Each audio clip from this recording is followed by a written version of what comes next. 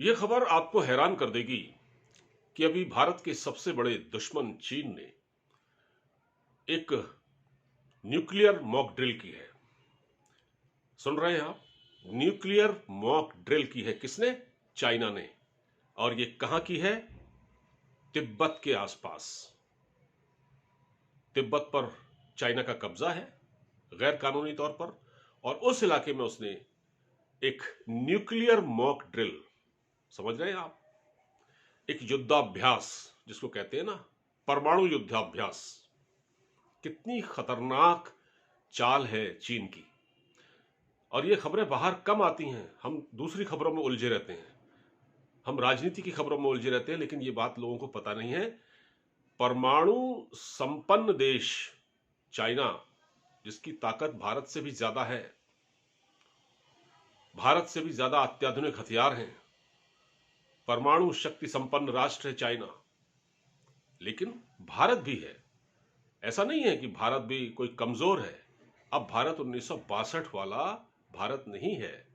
भारत ने बहुत तरक्की कर ली है। चीन के साथ उसका 100 बिलियन से ज्यादा का ट्रेड है, लेकिन खतरा भारत पर है। ये बात मैं नहीं कह रहा हूं, ये वो लोग भी कहते हैं जो बड़े बड़े एक्सपर्ट हैं, बड़े बड़े रक्षा विशेषज्ञ हैं, और वो चीन जाते रहते हैं, चीन के बारे में अच्छी खासी मालूमात रखते हैं। मगर मैं क्यों कह रहा हूं ऐसा, कि अभी हाल ही में जो ये न्यूक्लियर मॉक ड्रिल की है ना चाइना ने, इसको हम व्यापक परिप्रेक्ष्य में देखते हैं।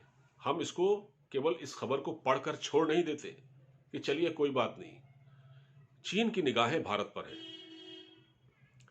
गलवान घाटी में भारत के 20 सैनिक मारे गए, जो उस वक्त नींद में थे, गहरी नींद में। चीन हमेशा धोखा करता है, धोखे से भारत पर हमला करता है। चीन कुटिल है, धूर्त है, चालाक है, मक्कार है। सभी कहते हैं इस बात को। 1962 की लड़ाई में भी चीन ने हम पर घात लगाकर हमला किया, एक छिप कर हमला किया था, और वो लड़ाई इतनी बड़ी हो गई, धोखा दिया भारत को।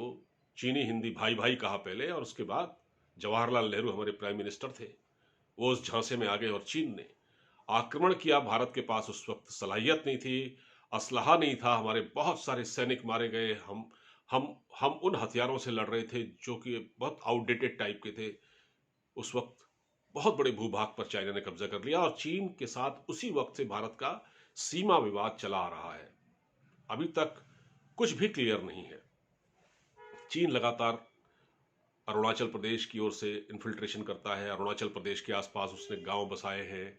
अब वो पाकिस्तान ऑक्यूपाइड कश्मीर में भी गांव बसा रहा है। उसकी नज़र भारत पर है।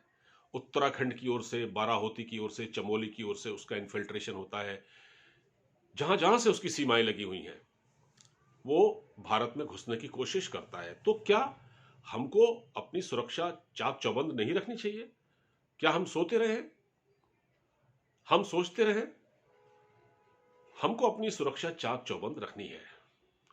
अभी पिछले दिनों हमारे सुप्रीम कोर्ट ने एक आदेश दिया कि एक जो चार धाम परियोजना थी, जो रोड कनेक्टिविटी बढ़ाने के लिए, जो चार धाम बद्रीनाथ, केदारनाथ, गंगोत्री, यमुनोत्री, जो चार धाम है उत्तराखंड में, उनको कनेक्ट करने के लिए एक परियोजना है, सड़क परियोजना, और उस रोड को चौड़ा किया जाना था।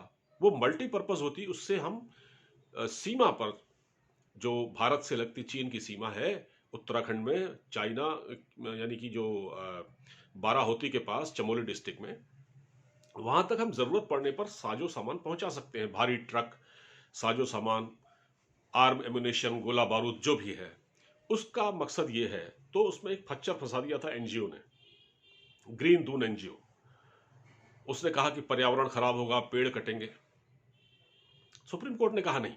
सुप्रीम कोर्ट ने बड़ा अच्छा आदेश दिया। उन्होंने कहा देखिए, सेना के काम के बारे में सेना ही अच्छी तरह जानती है, उनकी संरचना को हम नहीं समझ सकते, वो जानते हैं, इसलिए हम इस पर बात नहीं करेंगे। खैर, उस याचिका को खारिज कर दिया गया।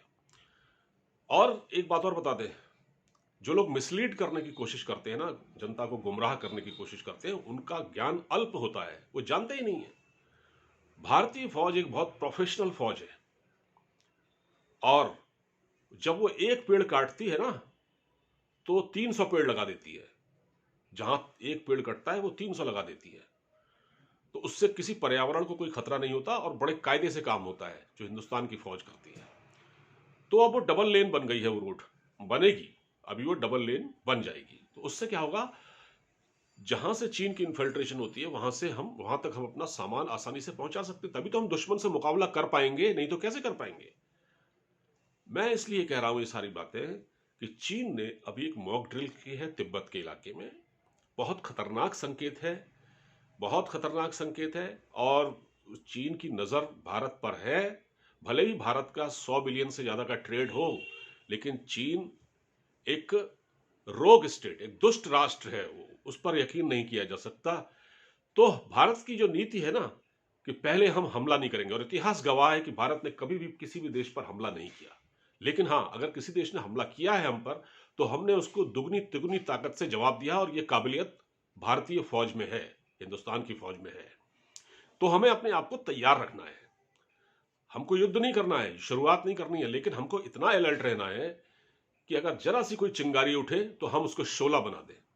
ये हमारे अंदर काबिलियत होनी चाहिए, और इसलिए बहुत सावधान रहने की जरूरत है। चाइना की ओर से, चाइना ने डोकलाम में जो किया आपको मालूम है, चाइना ने उसके बाद अरुणाचल प्रदेश में क्या किया, आए दिन इस तरह की घटनाएं होती रहती हैं। तो चीन के साथ बहुत सतर्क रहने की जरूरत है। और वो लोग मूर्ख हैं जो ये कहते हैं कि पर्यावरण को नुकसान होगा। इससे कोई नुकसान नहीं होता है। पर्यावरण को नुकसान होता है तो पेड़, भारतीय फौज पेड़ लगा देती है, 100 पेड़ लगा देती है उसकी जगह पर। तो मैंने सोचा इस पर थोड़ा सा आपसे बात करूं, क्योंकि ये बहुत ही गंभीर विषय था। आप इस वीडियो को ज्यादा से ज्यादा शेयर कीजिएगा, चैनल को सब्सक्राइब अवश्य कीजिएगा। नमस्कार।